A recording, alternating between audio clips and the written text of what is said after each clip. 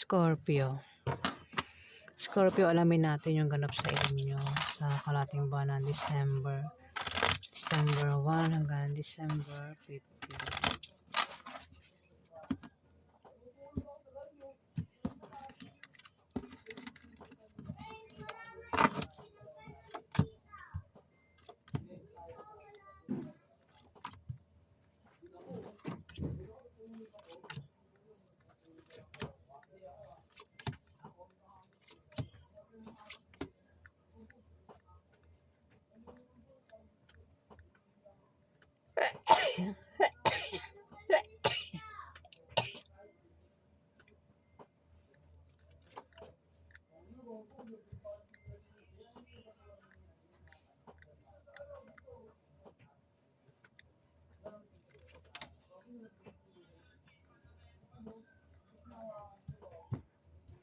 Sobra.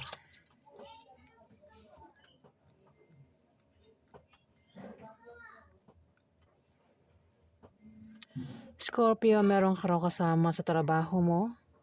O maaaring yan ay kasama nyo sa negosyo nyo. O maaaring kasama mo yan sa bahay nyo. Ang maaaring hindi mo siya makasundo. Pwede magkaroon ng away sa inyo. O tampuhan. Maaaring machismis din kayo ng taong ito, Scorpio, sa kalating buwan ng December. Ayan. Kung sino man yung taong yan, maaaring kilala mo yan. Para magkasundo kayo ng taong ito, kilalanin mo kung di mo siya kilala, Scorpio, o pakisamahan mo. May tao kasi rito yung matetempt. Matetempt gumawa ng masama. O ito yung matetempt gumawa ng mabuti, Scorpio. Pwedeng balak na itong gumawa ng masama, gawa ka ng masama, o siya yung, o ikaw yan, balak mo siyang gawa ng masama, Scorpio. At ma-stress ang taong ito. May stress dito Kung may stress, kailangan mo magpatingin sa doktor. Kung lumalabas naman daw sa gabi ang taong ito, o sa madaling araw, mag-ingat daw para makaiwas sa pwedeng mangyari sa kanya sa paglabas-labas niya sa gabi o madaling araw. Pwede ikaw, Scorpio, pero kung hindi ikaw yan, may earth sign dito Zodiac sign ay Capricorn, Virgo, Taurus, lalaki. Pwede rin tamaan ng ibang zodiac sign. Mas malapit lang ang Capricorn, Virgo, o Taurus. Sabi ko nga magkakaroon ng away dito.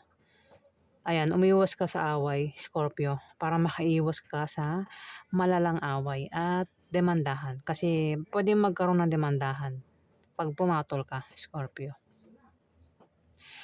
May tao rin dito ang mamimili sa kalating buwan ng December. Hirap pumili sa dalawang tao, dalawang karelasyon, dalawang bagay, basta dalawa yung pagpipilian niya.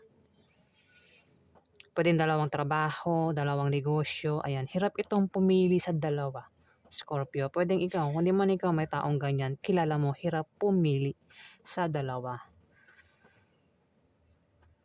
May darating na pera sa inyo, Scorpio, na hindi nyo inaasahan sa kalating buwan ng December. December 1 to December 15. Pwede yung galing sa kamag-anak nyo o kung kanino pa yan galing. Kung may negosyo kayo, may pag-unlad. Maaari din daw kayo yumaman sa kalahating buwan ng December, Scorpio. Baka may ginawa kayo dyan o meron kayong gagawin na ang dahilan ay ikayayaman nyo daw, Scorpio. Pwede rin naman ang iba sa inyo ay mayaman na. Yung away din ito meron kang makakaaway na hindi mo kamag-anak, hindi mo siya kaano-ano. Pwedeng stranger itong makaaway mo. At meron ka rin makaaway na karelasyon mo, Scorpio. Yung karelasyon is maring member ng pamilya mo, kamag-anak mo, asawa mo, third party, ex mo, girlfriend mo, boyfriend mo, o kung sino pa yan na karelasyon mo nga daw ang makakaaway mo dito at maaari kayong magkahiwalay, Scorpio. Kung ayaw niya magkahiwalay nitong karelasyon mo, ingatan mo daw siya, Scorpio. May tao dito ang meron siyang kahilingan at pangarap na magkakatotoo, Scorpio, sa kalating buwan ng December. Ayan, meron siyang kahilingan na magkakatotoo. Pwede ikaw, kung di man ikaw, Kundi sa'yo tumama itong kahilingan at pangarap na nagkatotoo o magkakatotoo, maaaring kilala mo kasi meron din ditong first sign. May first sign dito, Aries, Leo, o Sagittarius yung zodiac sign niya. Lahat ng gender. Pwedeng siya ay babae, lalaki, bakla, o tomboy. At meron din ditong water sign, Scorpio, Pisces, at Cancer, babae naman ito, Scorpio. O baka ikaw yan, baka isa kang babaeng Scorpio. Ayan. Yung kahilingan at pangarap, pwedeng ikaw yung tumupad. Pwedeng, halimbawa, sample ko ang kahilingan ng parsay na ito ay magkaroon siya ng ganitong damit. Pwedeng ikaw magbigay nun sa kanya. Ayan, sinampul ko lang. Alamin pa natin yung ganap sa inyo, Scorpio. Ganap pa yung Scorpio sa December 1 hanggang December 15.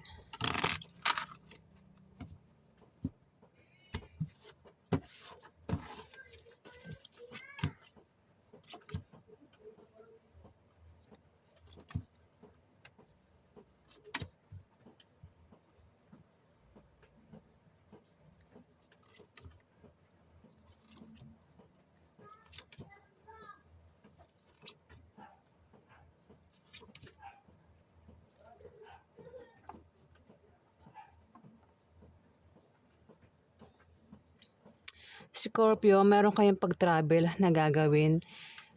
At sa pag-travel nyo, maring meron kayong tutulungan. O ikaw yung tutulungan dito sa pag-travel nyo. May pagtulong na mangyayari dito, Scorpio. But kung utang naman ng iba sa inyo sa loan, ayan, maa-approve yung loan na yan, Scorpio. Yung sabi ko ang pagtulong, basta pagtulong pwede mayroon kayong tutulungan na mga, alam niya mga dapat tulungan. Kapag nagka-problema, ayan, meron kayong tutulungan dito, Scorpio. Nine of Clubs, may tao rito yung balak magtayo ng business at magagawa niya nga. Kung kailangan ng pera, may magbibigay sa kanya ng pera. O kung kailangan ng pampuhunan, merong magbibigay sa kanya pampuhunan dito para para matuloy yung pagtayo niya ng business. Kung may business na taong ito, ayan, maaaring ikaw, Scorpio, ikaw ang tinutukoy kasi tumapat sa King of Hearts, isa ka na laking Scorpio, no? Kung meron naman negosyo ang iba sa inyo, may paglago sa kalating buwan ng December. Kung ang iba naman sa inyo ay walang negosyo pero meron kayong trabaho, ayan, maaaring lumaki sahod nyo o maaaring ma-promote kayo, Scorpio. Kung ito naman daw ay patungkol sa utang, nabubulol na naman ako. Ayan, pasensya na po. Kung patungkol sa utang ito, kung sino man itong umutang, maaaring makabayad na sa kalating buwan ng December, Scorpio.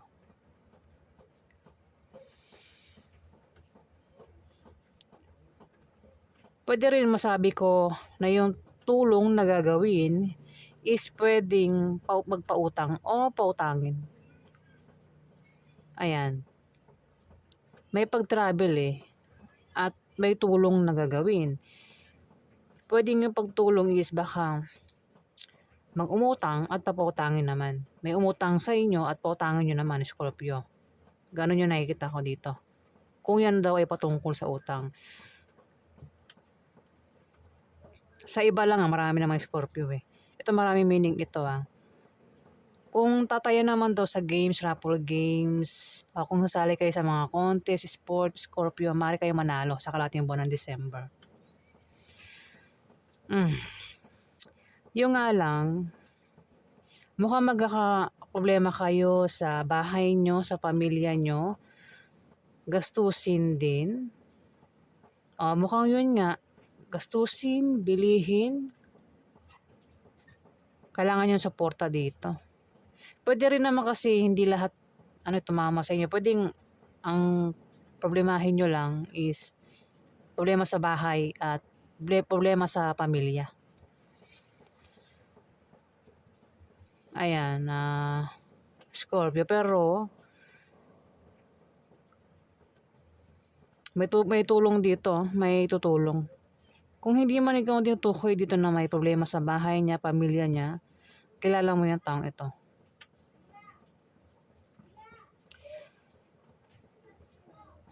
Whew.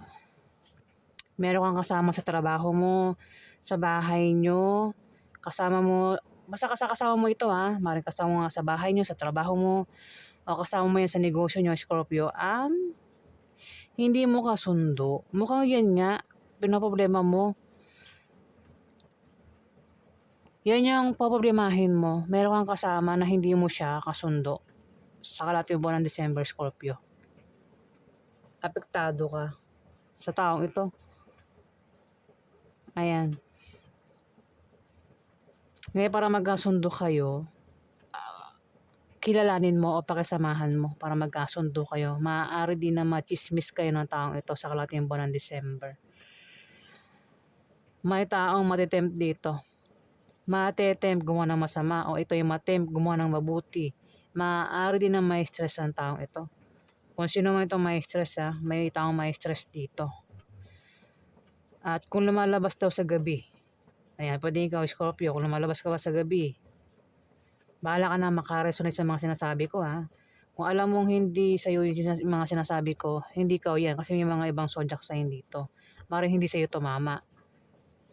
Pero kung alam mo parang ikaw yung tinutukoy, lumalabas ka ba sa gabi? Ayan, maaaring ikaw nga ito, itong sinasabi ko na lumalabas sa gabi. Ayan, kung sino man itong lumalabas sa gabi, pinag-ingat kayo sa paglabas-labas nyo sa gabi. Lalo na madaling araw para makaiwas kayo sa pwede mangyari sa inyo, Scorpio.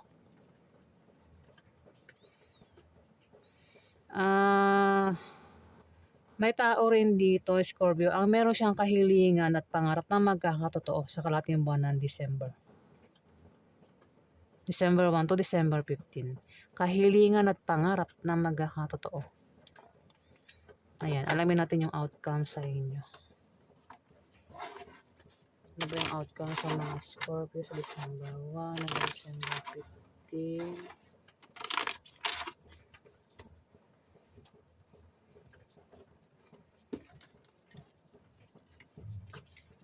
Outcome po sa mga Scorpio sa December 1 hanggang December 15.